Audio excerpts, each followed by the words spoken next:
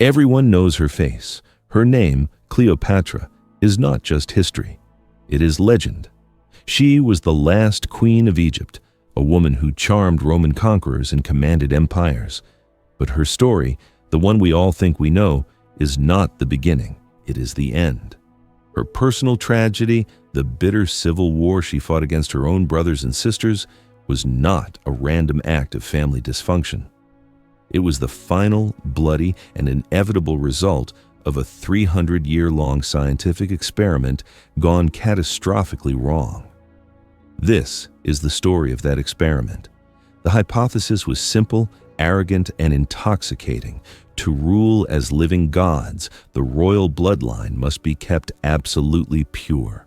The methodology was a taboo that would shatter most civilizations. Systematic, generation after generation marriage between brother and sister, uncle and niece.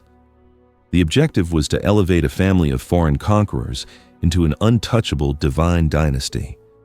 The result was a genetic disaster that would rot the dynasty from within, producing generations of rulers who were physically deformed, mentally unstable, and pathologically cruel.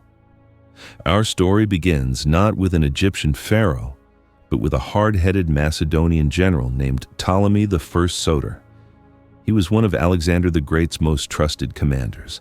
When Alexander died and his vast empire was torn apart by his generals, Ptolemy seized the greatest prize of all, Egypt. He had the power, the army, and the wealth, but he knew he was a foreigner, a Greek ruling over an ancient civilization with thousands of years of tradition. He needed legitimacy, and he found it by hijacking the most sacred traditions of the pharaohs he had replaced. He looked back at the customs of the ancient Egyptian kings and saw a powerful tool. The pharaohs had often married their own sisters. This was not just a tradition, it was a theological statement. It mimicked the divine union of the gods Osiris and Isis, who were brother and sister, and it elevated the royal family above the plane of mortal men. Ptolemy and his advisors saw the cold, strategic genius in this. For their new Greek dynasty, incest was not a matter of faith, it was a matter of policy. It solved three critical problems at once. First, it was political theater. By adopting the practice of brother-sister marriage, the Ptolemies could wrap themselves in the sacred cloak of pharaonic tradition. It was a way of telling the Egyptian people, "We are not your conquerors. We are your new pharaohs, ruling as the gods did." It was ancient tradition worn as a political costume. Second, it was about protecting the money and the power. Egypt was, by a huge margin, the richest kingdom in the Mediterranean world. Its wealth was legendary.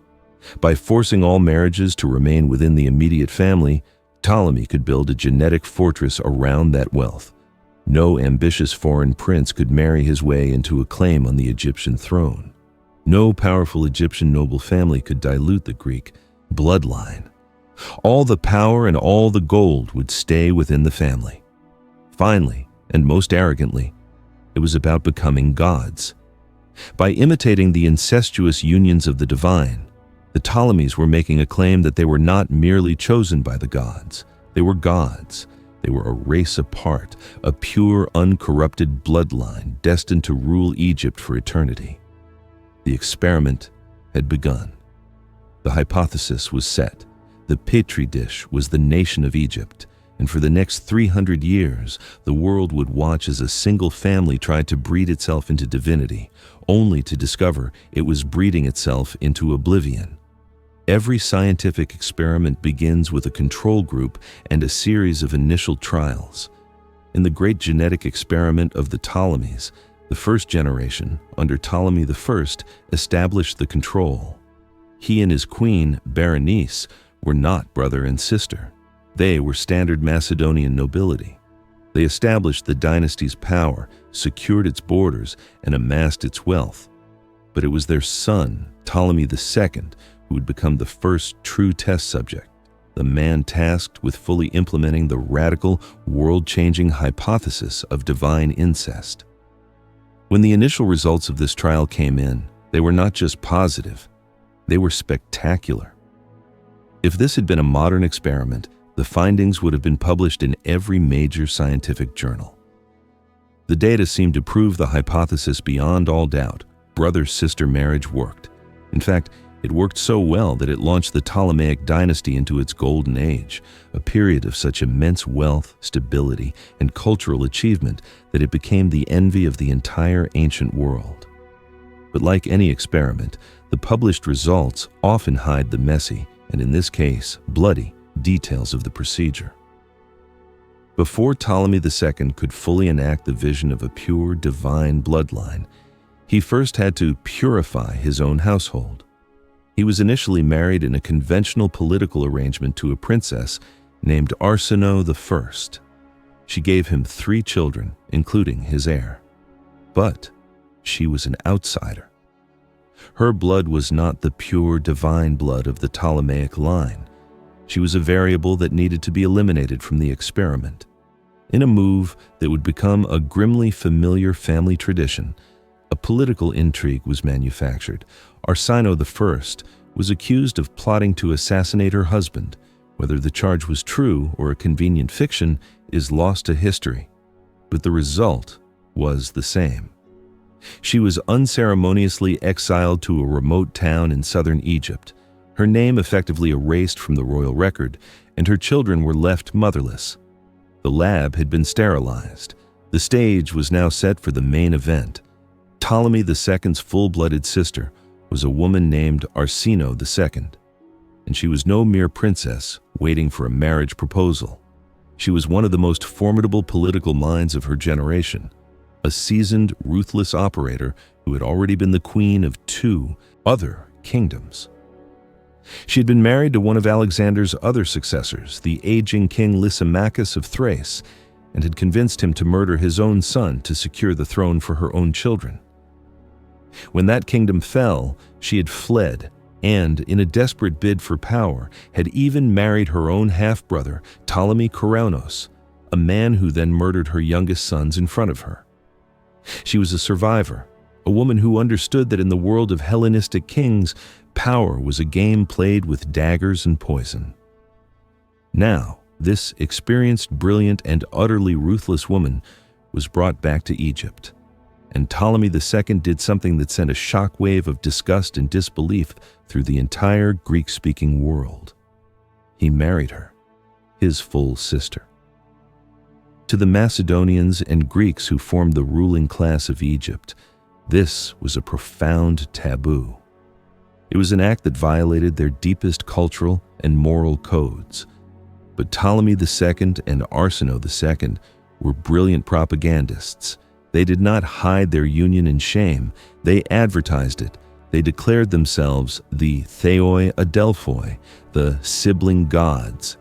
Ptolemy took on the official title of Philadelphus, a name that literally means sister lover. They weren't confessing to a perversion. They were claiming a divine status. They were telling the world that the normal rules of mortal men no longer applied to them. They were acting out the mythology of Osiris and Isis on the world stage. It was a public relations masterstroke, transforming a taboo into a holy sacrament. The initial results of this divine union were staggering. The first and most important outcome was political stability. With his sister as his co-ruler, Ptolemy II created a perfectly closed system of power. There were no competing in-laws, no foreign family members with their own agendas. There was only the family. Arsinoe II was not a passive consort. She was a genuine partner in power. She was depicted on coins with the same authority as her husband. She was worshipped alongside him in a state-sponsored cult, and her sharp political mind was a guiding force in foreign policy. Their united front was unbreachable. The experiment had successfully created a stable, self-contained ruling unit. The second result was an explosion of wealth and cultural prestige.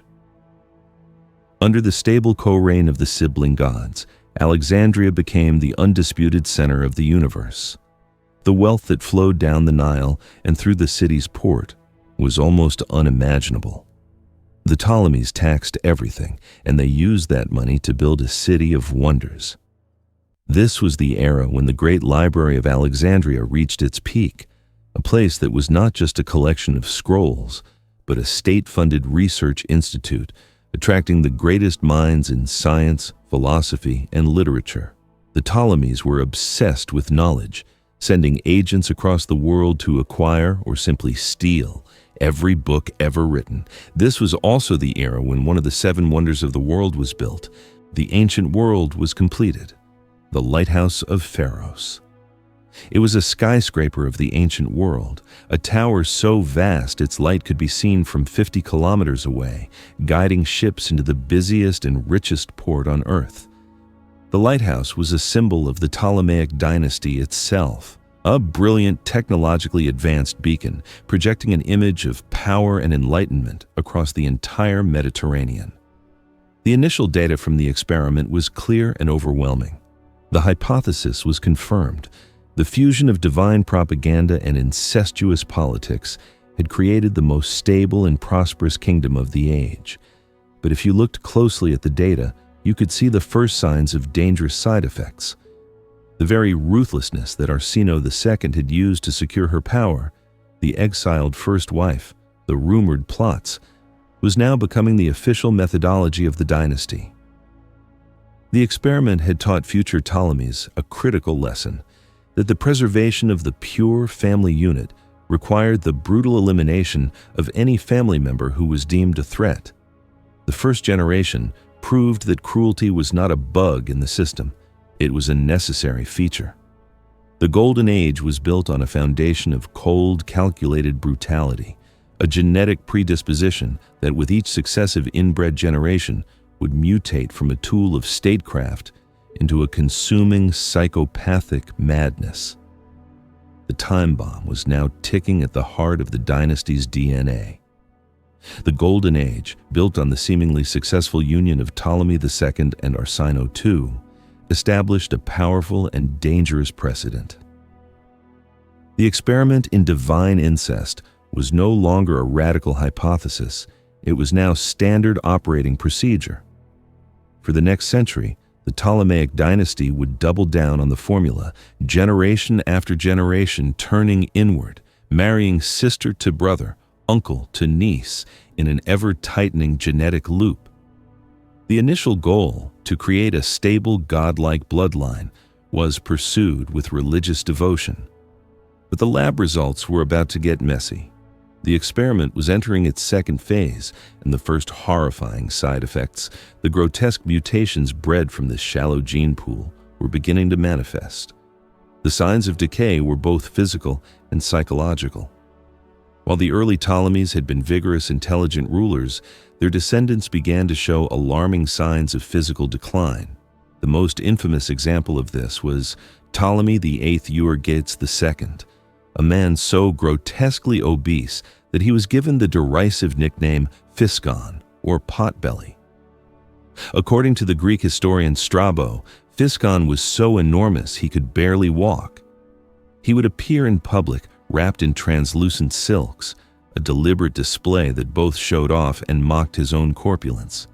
His immense girth was a physical manifestation of the dynasty's unrestrained appetites and growing decadence.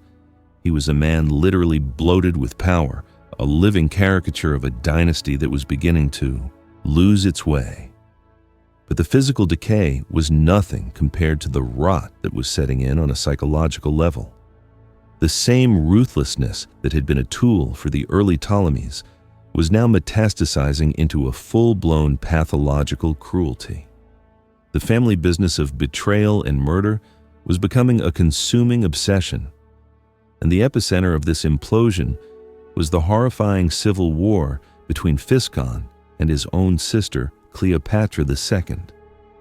Their story is a dizzying, bloody soap opera of incestuous marriage, betrayal, and revenge that demonstrates how toxic the family's DNA had become.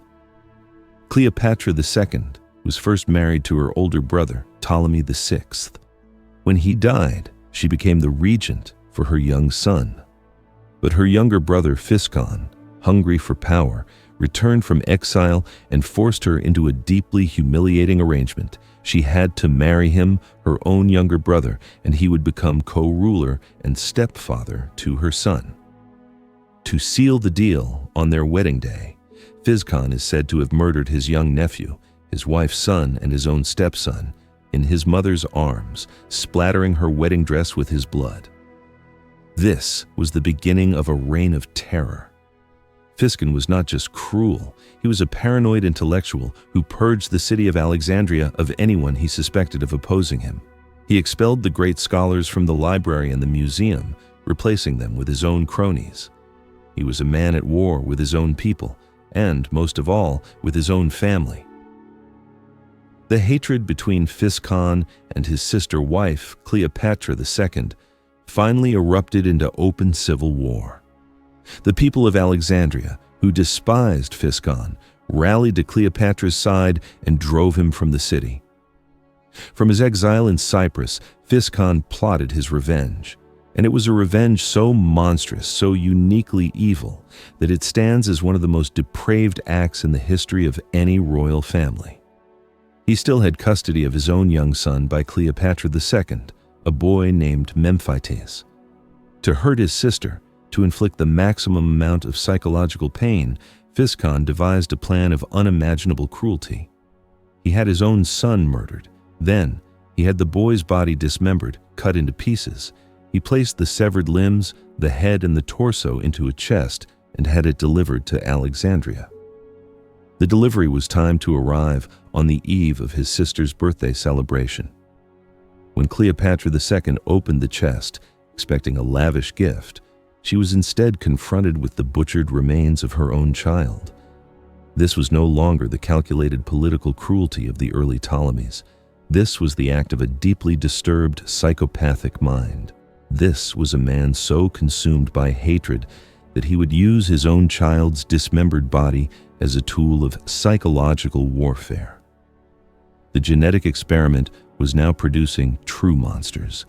The bloodline, kept pure from outside influence, was becoming a concentrated poison, breeding a unique strain of familial violence that was turning the dynasty against itself. The story gets even more bizarre. After years of war, the two siblings eventually reconciled. Physcon returned to the throne of Egypt, and in an arrangement that seems to defy all logic, he not only remained married to his sister, Cleopatra II, but he also married her daughter, who was also his own daughter, Cleopatra III. The family had now collapsed into a tangled three-way knot of incestuous relationships, a toxic ménage à trois, ruling over a kingdom that was being bled dry by their endless violent family squabbles. The experiment was spiraling out of control. The very methodology designed to ensure stability, keeping the bloodline pure, was now the primary source of instability. The Ptolemaic dynasty had become its own worst enemy. The family was a self-consuming serpent, and the side effects of their grand experiment were no longer just minor tremors. They were seismic shocks that were beginning to shatter the very foundations of the kingdom. The lab was on fire, and the scientists were too busy trying to kill each other to notice. After the psychopathic reign of Ptolemy, the eighth Physcon, and the chaotic ménage à trois that followed, the Ptolemaic genetic experiment entered its third and most critical phase, the phase of systemic failure. The initial successes were a distant memory. The horrifying side effects were now the norm. The dynasty, once a beacon of strength and enlightenment, was now a decaying institution, a sick old man of a kingdom, propped up by its past glory and the sheer inertia of its immense wealth. The experiment was now producing consistently flawed products, a series of weak, ineffectual, and often degenerate rulers who were incapable of managing the complex machinery of the state. The bloodline was no longer just toxic, it was becoming incompetent. The poster child for this era of decline was Ptolemy XII, a man who would go down in history not with a title of glory, but with a nickname of ridicule. Auletes, the flute player.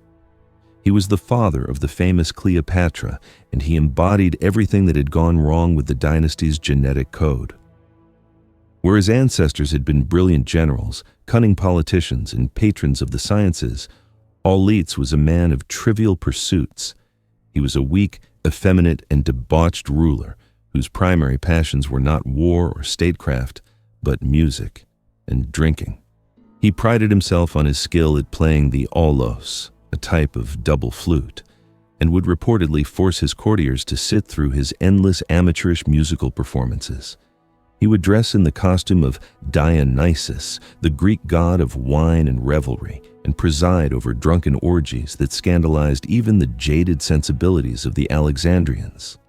The people of Alexandria, who had once revered the early Ptolemies as gods, now held their king in open contempt.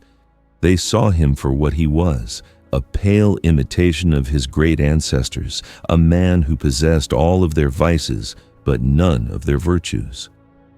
He was a performer, but unlike the grand theater of Louis XIV, Auletes' performance was not one of majesty, but of pathetic self-indulgence. His reign was a constant party, held on the deck of a sinking ship, and the ship was sinking because a new, colossal power had risen in the Mediterranean: Rome. For centuries, the Ptolemies had skillfully managed their relationship with the rising Roman Republic, playing the role of a wealthy, neutral ally. But Auletes' weakness and incompetence made Egypt vulnerable. The once proud kingdom was now a failing state, a rich prize ripe for the picking. Ambitious Roman senators and generals began to circle Egypt like sharks, seeing its vast grain reserves and immense treasury as a tool to fuel their own political careers. Auletes' entire foreign policy was not about protecting Egypt, but about protecting himself. He knew his hold on the throne was weak and his people despised him. His only hope for survival was to buy the friendship of Rome. This began a period of profound national humiliation, where the king of Egypt effectively became a client, a puppet of powerful men in Rome. He paid a truly staggering bribe to the Roman general and statesman Pompey the Great to have his kingship officially recognized by the Roman Senate. The price was 6,000 talents of silver, a sum so enormous it was equivalent to the entire annual revenue of the kingdom. To pay this bribe, Auletes had to take out massive loans from Roman bankers and impose crushing taxes on his own people. This, in turn, led to riots and rebellions. In 58 BC, the people of Alexandria finally snapped. Enraged by his subservience to Rome and his ruinous economic policies, they rose up and drove Auletes from the city, placing his daughter Berenice on the throne. The flute player king was now a king in exile, a fugitive. And what did he do? He did not rally an army. He did not fight for his kingdom. He went, beggar's bowl in hand, directly to Rome. He spent the next 3 years living as a supplicant in Rome and Ephesus, desperately lobbying, bribing, and cajoling Roman senators to restore him to his throne. He became a pathetic spectacle, the once divine ruler of Egypt, now a political pawn, his fate being decided in the back rooms of the Roman Forum. Eventually, he succeeded. With more bribes and the backing of the Roman general Aulus Gabinius, he was marched back into Alexandria at the head of a Roman army. His first act upon being restored to power was one of pure, vindictive cruelty. He had his own daughter, Berenice, who had ruled in his absence, executed. This was the state of the Ptolemaic dynasty in its third phase. The experiment in divine purity had produced a ruler who was so weak he had to sell his kingdom's sovereignty to foreign bankers and politicians just to stay in power. The bloodline that was meant to be a fortress protecting Egypt from outside influence had become an open gate. Auletes' reign was a critical system failure. He was the product of a genetic echo chamber, a king who had inherited the crown, but not the strength to wear it. The organism created in the Ptolemaic laboratory was now so inbred and so weakened that it could no longer survive on its own. It had become a parasite, clinging to the mighty host of Rome for its very existence. The experiment was now on life support, and the plug was about to be pulled. We have now arrived at the final explosive phase of the Ptolemaic genetic experiment. All the accumulated errors, the recessive genes, the psychological poisons that had been concentrating in the family's blood for nearly 300 years were about to detonate in a final spectacular implosion. This was the generation of Ptolemy XII Auletes' children, a brood of vipers whose internecine struggles would finally burn the house down. And at the center of this firestorm was the last and most famous product of the entire experiment, Cleopatra VII. Cleopatra was the ultimate paradox, the most brilliant and terrifying success of a system that was fundamentally a failure. The centuries of inbreeding had created a family environment of such intense, paranoid, and murderous competition that, in order to survive, one had to be a genius of political maneuvering, a master of seduction, and utterly desensitizingly ruthless. The shallow gene pool that had produced weaklings like her father had, through some random genetic lottery, also produced her. A woman who possessed the intelligence of Arsinoe II, the ambition of Ptolemy I, and a capacity for survival that was second to none. She was the beautiful, deadly flower that grew on the dynasty's dunghill, a testament to the fact that sometimes the most toxic environments produce the most formidable survivors. Her entire life was a civil war fought against her own siblings. It was the Ptolemaic family tradition, now played out on the world stage with the Roman Empire as both the audience and the final arbiter. When her father, Auletes, died, he left the throne jointly to the 18-year-old Cleopatra and her 10-year-old brother, Ptolemy XIII, decreeing that they should marry, in keeping with the family's now ancient custom. But Cleopatra had no intention of sharing power with a child, or with the powerful courtiers and eunuchs who controlled him. She quickly moved to consolidate her authority, issuing decrees in her name alone and having her face, not her brother's, appear on the coinage. The court, seeing a strong-willed woman instead of a pliable boy, turned against her. A palace coup was staged, and Cleopatra was driven out of Alexandria, forced into exile, just as her father had been. The family pattern was repeating itself. It was at this moment, with Egypt embroiled in another family squabble, that the Roman civil war spilled onto its shores. The Roman general Pompey the Great, defeated by his rival Julius Caesar, fled to Egypt seeking refuge.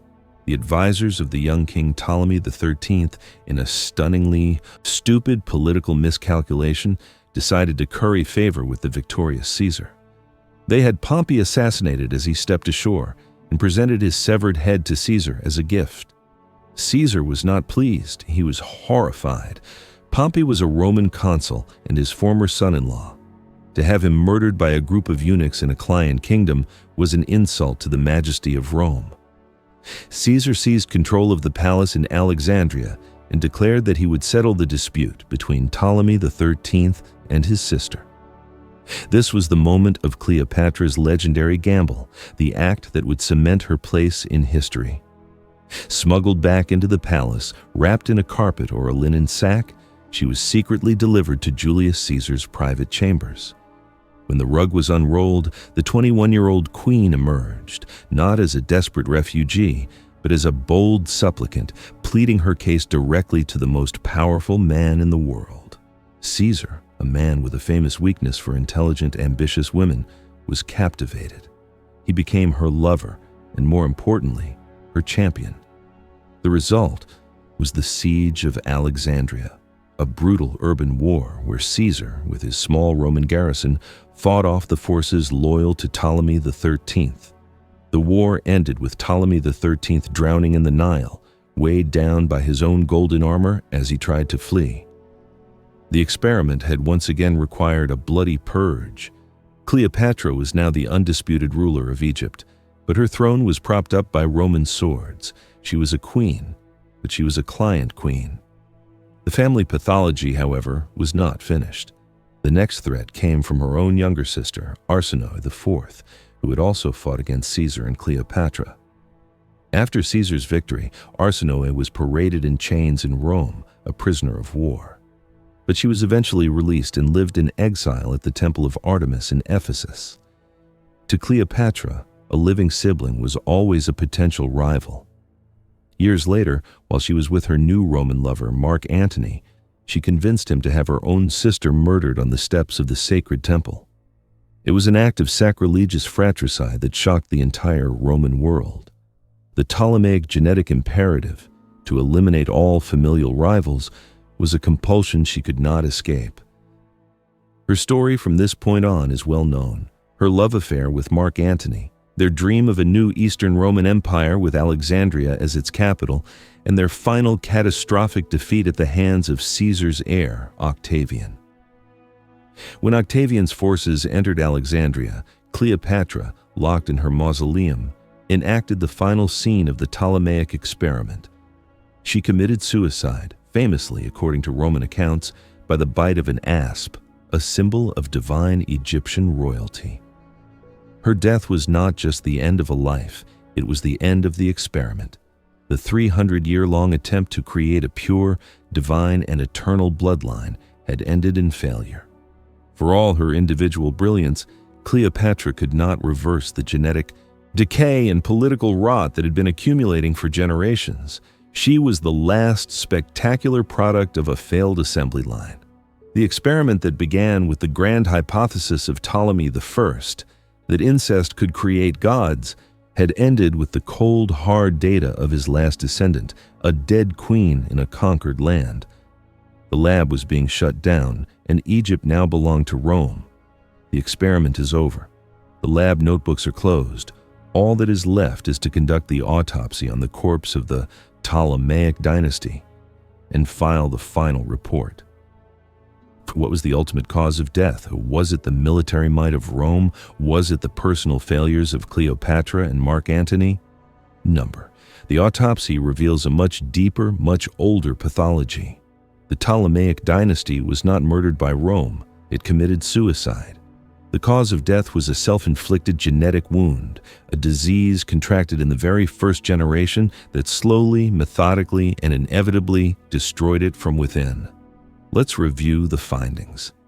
The experiment began with a clear and seemingly logical hypothesis that royal incest, the preservation of a pure bloodline, was the key to divine status and political stability. The initial results were spectacular. The reigns of the early sibling gods created a golden age of wealth, culture, and power. The hypothesis appeared to be correct. But as the experiment continued, generation after generation, the data became corrupted. The side effects began to manifest. The shallow gene pool began to produce rulers who were not only physically grotesque, like the obese Ptolemy Physcon, but who were psychologically unstable. The normal family rivalries found in any dynasty were amplified by the genetic proximity into a pathological, murderous paranoia. Brothers didn't just compete with brothers, they dismembered their own children to send as birthday gifts. The very tool designed to ensure family unity, incest, had turned the family into a self-consuming monstrosity. By the final phases, the experiment was producing consistently defective results. Rulers like Ptolemy Auletes were weak, incompetent, and incapable of protecting the kingdom. The genetic fortress that was supposed to keep outsiders out had crumbled, forcing Egypt to sell its sovereignty to Rome just to survive. The bloodline had become a blueprint for failure. Cleopatra was the final tragic anomaly. She was a brilliant spark generated by a dying machine, a genetic throwback to the genius of her ancestors. But she was still a product of the experiment, and she could not escape its fatal protocols. She fought her siblings with the same pathological ruthlessness as her predecessors, and she ultimately relied on foreign power to secure her throne. She was the most capable Ptolemy in a century, but she was trying to save a patient that was already dead. The cancer of 300 years of inbreeding was terminal. The great Ptolemaic experiment was founded on a fatal misunderstanding of power. Ptolemy, I believed that power resided purely in the blood. Keep the blood pure, and the power would remain absolute. But he was wrong. True, lasting power requires more than just pure blood. It requires genetic diversity, fresh ideas, new alliances, and a fundamental connection to the people being ruled. The Ptolemies, by sealing themselves in their own genetic echo chamber, cut themselves off from all of it. They became a class of alien gods speaking Greek, worshipping their own family members, and slowly going mad in their golden palace while the world outside changed around them. The story of this dynasty is one of the most powerful and horrifying lessons in all of history. It is a warning about the dangers of ideology, about what happens when a single rigid idea, whether it's the purity of blood or any other dogma, is followed to its logical, disastrous conclusion. It is a testament to the fact that any system that turns inward, that fears the other, that obsesses over its own purity, will ultimately devour itself. The Ptolemies thought they were creating gods. They ended up breeding monsters, then fools, and finally, ghosts.